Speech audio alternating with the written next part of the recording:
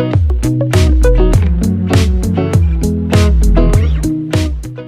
guys, what's up? Welcome back to the channel. So in today's video, we're going to be discussing 10 different ways that you can train yourself to become more self-disciplined. So this is going to be a super informative video. I put a lot of thought into this. Self-discipline is what's going to help you have longevity in whatever you're doing. It's all mental and it's all perspective. This can relate to virtually anything. In this case, I'm primarily going to be talking about health and fitness.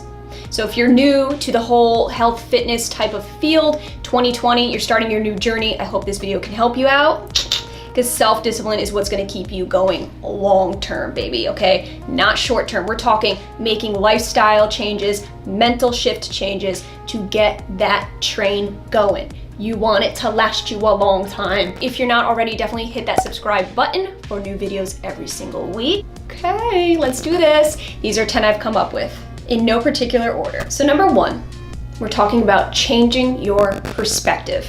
I can't versus I don't. So an example would be, say you're at a friend's house and they offer you cake or pastries or something like that. Instead of just saying, I can't eat that, try saying, oh, I don't eat that, but thank you. When you word things differently, you're actually telling yourself and giving yourself credit for believing in not eating that particular food item. When saying things like, I can't eat that, it's actually telling yourself, I can't, I'm punishing myself. I'm not allowed to.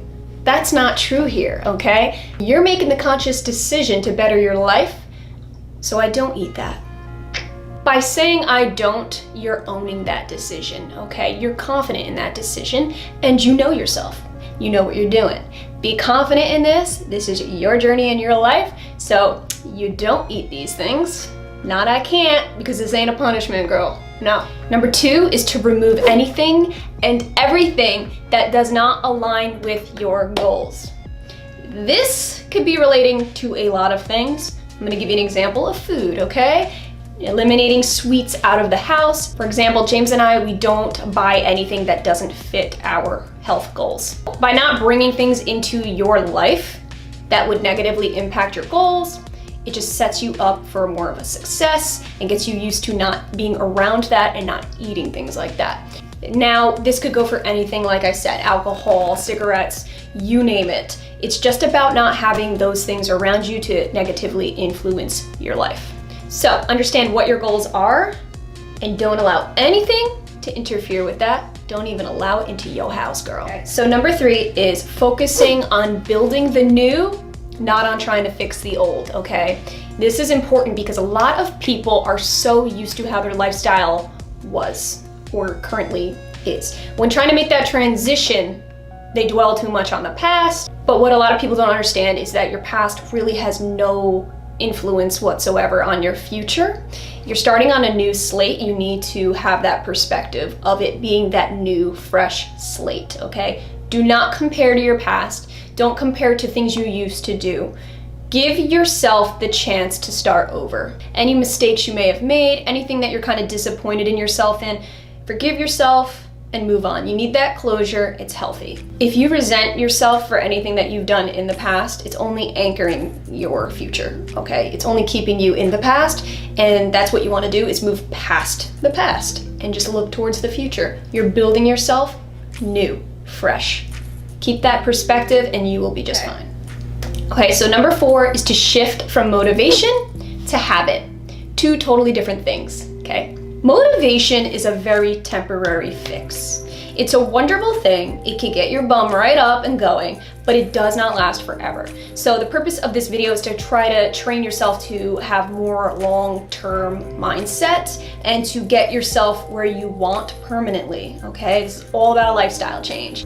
So for example, you watch a gym video of somebody working out.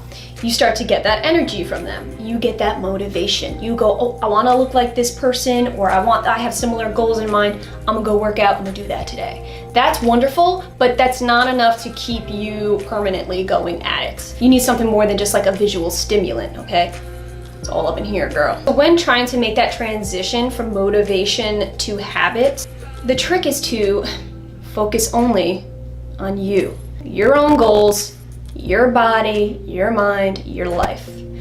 It's great to have that external motivation, but what's gonna keep it a habit, a lifestyle change, permanent, is inside of you. It has nothing to do with external anything.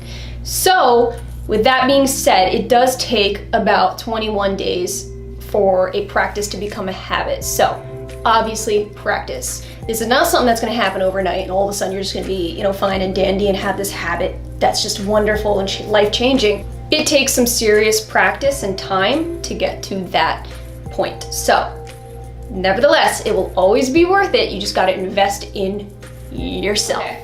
Number 5 is probably my favorite one, okay? I'm gonna be real with you, girl. This is something I swear by. I'm very, very strict about, I guess you could say.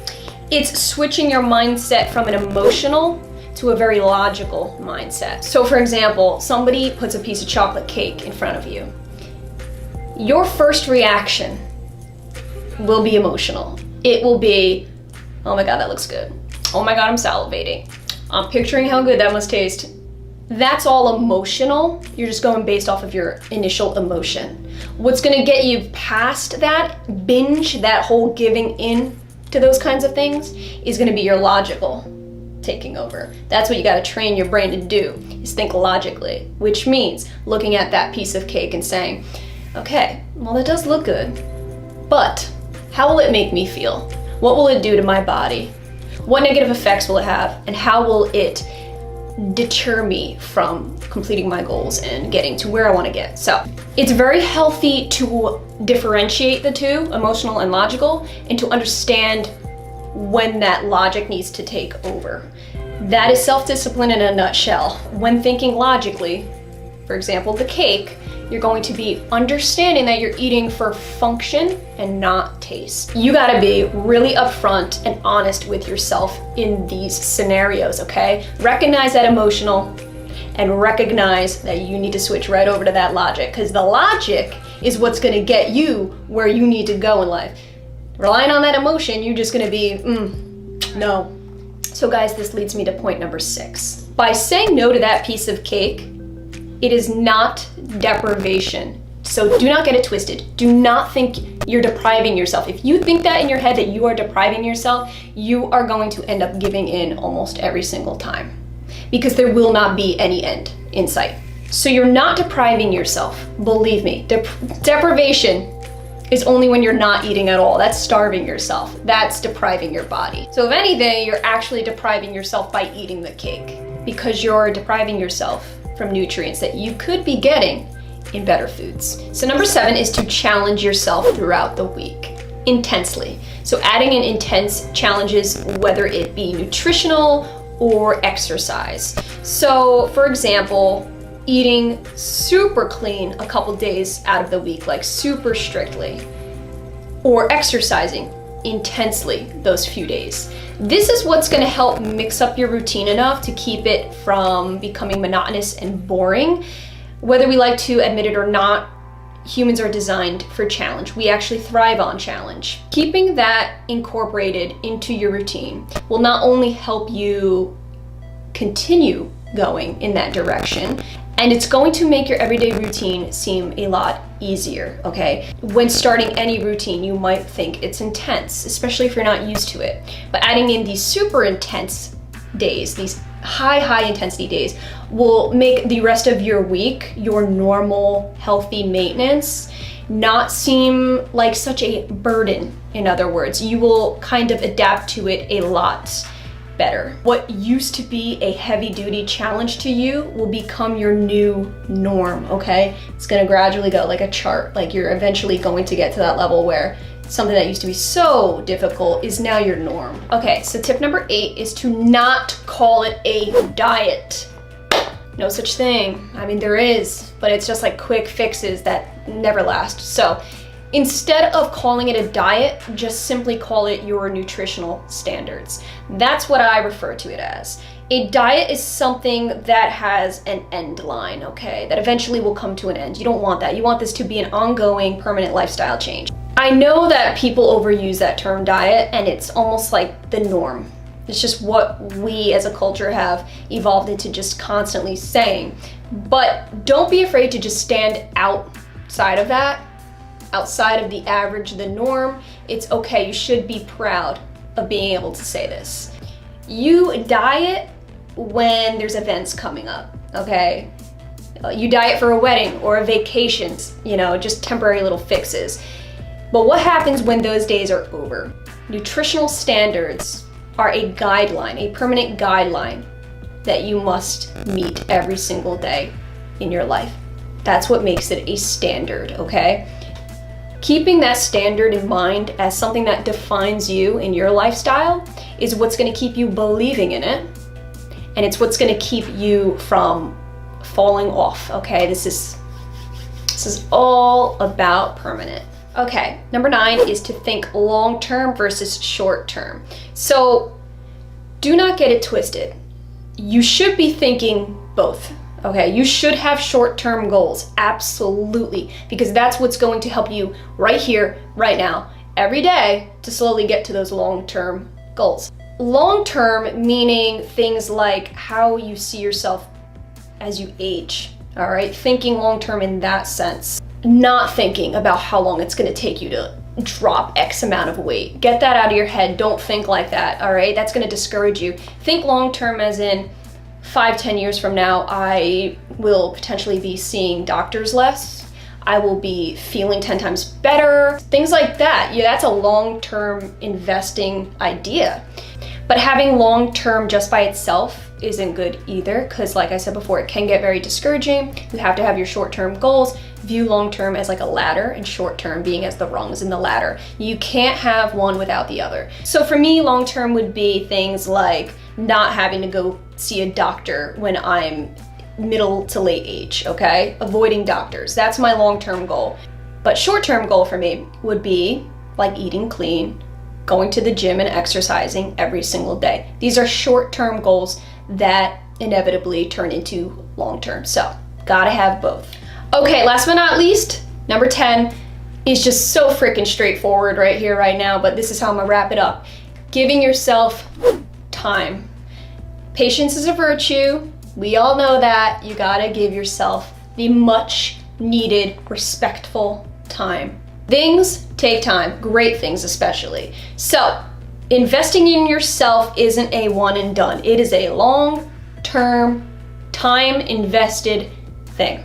So once you learn pretty much how to change and shift your mindset, change your perspective on health, fitness, wellness, that is the beginning of changing your entire life. And the only thing that's gonna allow you to do that is time. Those were my 10 tips on how to become self-disciplined. You wanna chase that healthy lifestyle, it needs to be the stamp on the envelope. You need to put that stamp, you need to get self-disciplined. There's just no other way around it. Understand that it is not easy to become self-disciplined, okay?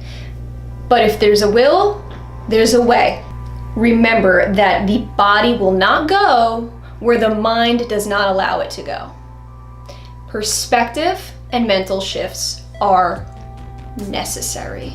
I know, guys, this was a pretty freaking serious video and I got real intense at some times.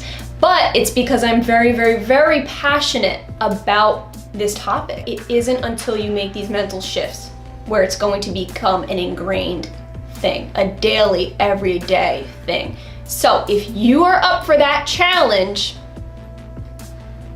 then maybe these tips can help you. I hope that this video did really help you guys. So comment down below if you like any of these key points. I appreciate you guys watching. And again, if you have not already subscribed, definitely do. New videos every single week. I'll see you in my next video.